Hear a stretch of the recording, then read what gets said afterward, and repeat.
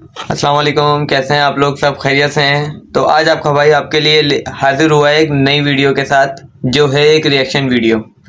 तो आज हम देखेंगे इस वीडियो के अंदर कि कैसे छोटी छोटी उम्र में लड़के बच्चे गलत राह में निकल जाते हैं, गलत रास्ता इख्तियार कर लेते हैं और फिर बाद में उनका अंजाम भी उसी तरह होता है। जैसे आप लोगों को नाजायज़ तंग करोगे तो बाद में आपके साथ भी होना वैसी है। तो आए इस वीडियो में देखते हैं कि कैसे छोटी उम्र में बच्चे गलत रास्ते पे निकलते हैं और फिर बाद में कानून के हाथों उनका अंजाम उसी तरह होता है जो उन्होंने औरों के साथ किया। आज हम आप लोगों को इंडिया के 10 गैंगस्टर्स के बारे में बताने वाले हैं जो बहुत इसमें 10 गैंगस्टरों का जिक्र हुआ है कि इंडिया के वो भी, और आज वो इंडिया के टॉप गैंगस्टर की लिस्ट में भी शुमार हो चुके हैं, जिनसे अच्छे अच्छे पुलिस वाले भी थर थर कांपते हैं। नंबर 10 पर आता है अमन साहू। ये आज झारखंड के टॉप गैंगस्टर में से एक है जो बहुत कम उम्र में गैंगस्टर बन गया था। ये चोरी, डकैती, लूटमार, मनी लॉन्ड्रिंग, मर्डर जैसे क्राइम अंजाम दे चुका है और कई बार ये पुलिस को भी चकमा दे चुका है। कहा जाता है कि इसके गैंग का कोई भी मेंबर अगर इसको धोखा देता था तो ये उसको बहुत बेरहमी से चाकू से धीरे धीरे कूद कर मारता था। लेकिन इसी के एक दोस्त ने इसको घूमने ले जाने के बहाने से पुलिस से पकड़वा दिया। अभी फिलहाल हुआ ना, बाद में अंजाम यही हुआ कि दोस्त ने ही फंसवा दिया। ये झारखंड जेल में बंद है, लेकिन ये जेल में भी रहकर अपने काले कारनामे को अंजाम दे रहे हैं। मुझे आमतौर पर चोरी और मार पिटाई में सबसे ज्यादा आगे रहता है और इसके ग्रुप में कई गैंगस्टर और शार्प शूटर भी हैं। Oh my God. नंबर 9 पर आता है अदू डिफॉल्टर। आप सभी ने इस अदू की वीडियो को कभी ना कभी तो अपने सोशल मीडिया प्लेटफॉर्म पर जरूर देखा ही होगा। जब भी ये कोर्ट में पेशी के लिए हाजिर होता है तब इसके फैंस और दोस्त इसके छोटी छोटी क्लिप बना लेते हैं, जो कि सोशल मीडिया पर बहुत ही ज्यादा फैंस लेके बैठे हैं। ये बड़ी बात है। लेकिन मैं आपको बता एक गैंगस्टर, एक डिफॉल्टर के भी फैंस हैं, फॉलोवर्स हैं। ये नाबालिग है, इसीलिए पुलिस ने इसको फिलहाल के लिए छोड़ दिया है, मगर इसके ऊपर अभी भी मर्डर का केस चल रहा है। मर्डर केस है कि अदू डिफॉल्टर बहुत ही गलत राह पर चल पड़ा है, जहां पर ये शराब, गुटखा जैसी नशीली पदार्थ का भी सेवन करने लगा है। नंबर 8 पर आते हैं कुलिश राजपूत। ये राजस्थान के टॉप गैंगस्टर में से एक थे।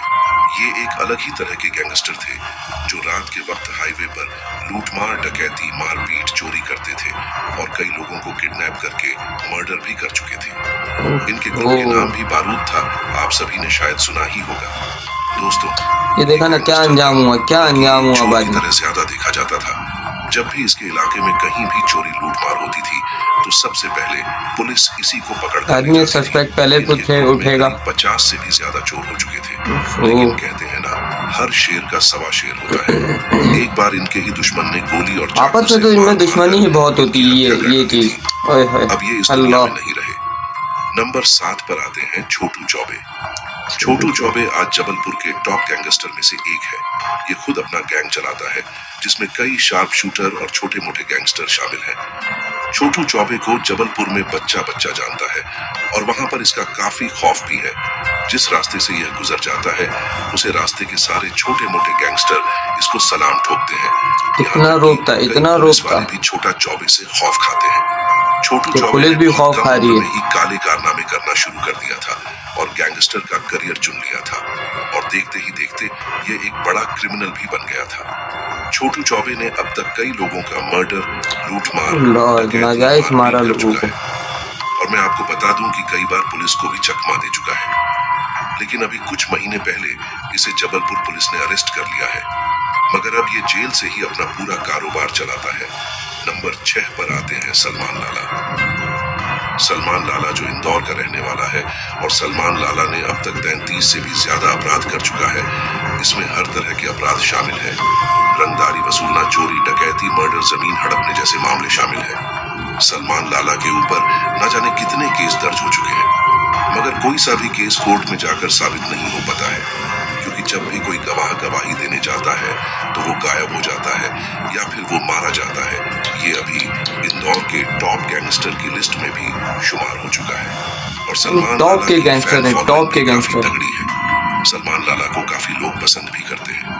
तो आइए हम नजर डालते हैं कि यह अभी है कहाँ। तो मैं आपको बता दूं, सलमान लाला अभी फिलहाल जेल से बाहर है, क्योंकि इसने अभी तक कई बार जेल की हवा खाई है और इसके ऊपर कई केस अभी भी दर्ज हैं, कितना जिसकी वजह छोटी से उम्र ये में, काफी कितनी चुप-चुप कर छोटी रहता उम्र है। में। इसको हमेशा ये डर बना रहता है कि इसके दुश्मन कभी भी आकर इसको मार सकते हैं। नंबर 5 पर आते हैं देवेंद्र बम्बिहा। ये डर तो हमेशा रहता है इन देवेंद्र लोगों बम्बिहा को। पंजाब के टॉप गैंगस्टर में से एक है और मैं आपको बता दूं, ये अपने स्कूल टाइम से ही इस फील्ड में आ गया था, लेकिन इनका रीजन आने का कुछ और ही था। देवेंद्र बम्बिहा को गलत इल्जाम में फंसाया गया था, जिसकी वजह से देवेंद्र बम्बिहा ने गैंगस्टर का करियर चुन लिया और देखते ही देखते वह बम्बिहा ग्रुप का डॉन बन गया। और जिन लोगों ने इसको गलत इल्जाम में फंसाया था, इसने उन सबको मार दिया। देवेंद्र बम्बिहा ने अब तक कई मर्डर, लूटमार, डकैती कर चुका है और इसके ग्रुप में करीब 50 से 70 शार्प शूटर भी थे, जिसमें एक से बढ़कर एक आप लोगों को देखने को मिलेंगे। उस समय कहा जाता था कि बम्बिहा गैंग के शूटर का निशान कभी नहीं छूटता है। चील की निगाह और बम्बिहा गैंग के शूटर कभी भी खाली हाथ वापस नहीं आते थे। क्या इतना इनको अपने पे भरोसा था? ज्यादा दिन का नहीं होता। साल 2016 में पंजाब पुलिस ने इस देवेंद्र बम्बिहा का एनकाउंटर कर दिया था। एंड में इन द एंड यही है, इन द एंड होना यही नंबर है। 4 पर आते हैं सूका कालवा। सूका कालवा का तो आप लोग जानते ही होंगे। ये पंजाब के सबसे कम उम्र के गैंगस्टर में से एक थे और साथ ही साथ ये पंजाब के टॉप 10 गैंगस्टर में भी इनका नाम शामिल हो चुका था। पंजाब के भटके हुए युवा इसको अपना रोल मॉडल मानते थे। सूखा कालवा कई बार नशीली पदार्थ का तस्करी करते हुए भी पकड़ा गया था, लेकिन सबूत न मिलने की वजह से इसको जेल से बरी कर दिया गया था। इन्होंने बहुत कम समय में बहुत सारा नाम, फैम और पैसा भी कमा लिया था। सूखा कालवा ने ना जाने अब तक कई मर्डर, लूटमार, डकैती और ना जाने कितने खतरनाक कानूनी अपराध कर चुके हैं। इसने जितना भी गुनाह किया था वो सरेआम सबके सामने किया था, लेकिन इसका खौफ इतना ज्यादा था, इतना अपना रोब फैला रहे थे कि सरेआम जुर्म हो रहे जाते थे, या तो वो मारे जाते थे या तो गायब हो जाते थे। कई बार पुलिस के एनकाउंटर से भी ये बच चुके हैं। कहा जाता है कि एनकाउंटर से ये इसलिए बच जाता था क्योंकि इसके ऊपर बहुत बड़े बड़े पॉलिटिशियंस का हाथ था। सूखा कालवा के ऊपर आज कई लाइफ स्टोरी, बायोग्राफी जैसे वीडियो अपलोड हो चुके हैं, लेकिन मैं आपको बता दूं, सूखा कालवा को ही एक दोस्त ने किसी के दुश्मनों से मिलकर गोली मारकर हत्या करा दी थी। एंड होना यही है इन लोगों का भाई, कि किसी के साथ नाजायज करोगे तो एंड में आपके साथ होना यही है। कहा जाता है एक समय था जब लोग इसका नाम सुनकर थार थार कांपते थे। पुलिस भी इसके इलाके में जाने से डरती थी। ये बड़े बड़े व्यापारियों से रंगदारी वसूलता था और रंगदारी न मिलने पर वो उन व्यापारियों को मौत के घाट उतार देता था। इसका खौफ इतना था कि इसकी फोन कॉल घूमने से करोड़ों रुपए की रंगदारी इसकी जेब में आ जाती थी। नीरज भवाना ने अब तक कई मर्डर कर चुके हैं और कई बार जेल से फरार भी हो चुके हैं।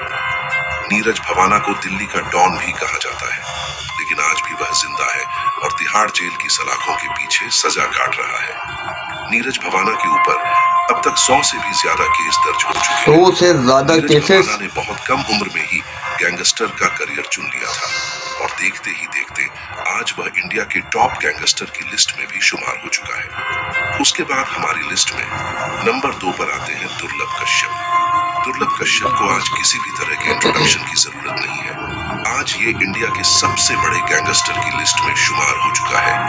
पतला शरीर, माथे पर लाल टीका, आंखों में काला सुरमा और कंधे पर एक काला गमछा, यही थी दुर्लभ कश्यप की पहचान। ये उज्जैन मध्य प्रदेश का रहने वाला था और वहां पर इन्होंने काफी खौफ और खतरनाक माहौल बनाया हुआ था। दुर्लभ कश्यप के नाम से बड़े बड़े लोग डर जाते थे, क्योंकि दुर्लभ लोगों से सुपारी लेता था और उनका हर तरीके का काम करता था, चाहे वह जमीनी विवाद हो, आपसी रंजिश हो या फिर किसी का मर्डर करना हो। लेकिन वहीं कुछ लोग आज भी इन्हें काफी पसंद करते हैं और इनकी फैन फॉलोइंग भी काफी तगड़ी है। यही तो बात है ना कि गैंगस्टर, इतने बड़े बड़े गैंगस्टर, ये खूनी, इनके भी फैन फॉलोइंग है भाई। में करीब 100 से भी ज्यादा बदमाश और शार्प शूटर हो चुके थे, लेकिन कहते हैं ना, गैंगस्टर्स की ज्यादा दिन की हवा नहीं चलती। इसी तरीके से इनको किसी अपने ही दुश्मन ने गोली मारकर, चाकू मारकर और भी बहुत सारे तरीकों से इनकी हत्या कर डाली थी। वो अब हमारे बीच नहीं रहे, साल 2000 अच्छा है, ऐसे लोग भाई मर जाते हैं, अच्छा है, क्योंकि और कितने नाजायज लोगों में बेगुनाह लोगों को ये मारेंगे। लड़का जो किसी से ज्यादा कुछ बात भी नहीं करता था, कैसे बन गया इंडिया का मोस्ट वांटेड गैंगस्टर। अगर आप लॉरेंस बिश्नोई की पूरी कहानी जानना चाहते हैं तो स्क्रीन पर वीडियो आ रही है, क्लिक करके जरूर देखिएगा। यही तो चीज़ है कि यार ये छोटी छोटी उम्रों में गलत राहों में निकल जाते हैं और फिर इन द एंड गैंगस्टर हो या रॉबरी करने वाला हो, चोर डकैत, एंड द एंड इनका अंजाम यही है कि पुलिस के हाथों मारे जाएंगे या अपने ही किसी दुश्मन के हाथों मारे जाएंगे या आवाम के हाथों ही अगर चढ़ गए। वैसे गैंगस्टर तो आवाम दूर ही रहती है इन लोगों से, तो अगर कोई चोर डकैत तो अगर वो आवाम के हाथ चढ़ गया तो आवाम मार मार के उसका बुरा हाल कर देती है, अक्सर औकात तो मार ही देती है। लेकिन अल्लाह पाक सबको इन चीज़ों से महफूज रखे, क्योंकि भाई हालात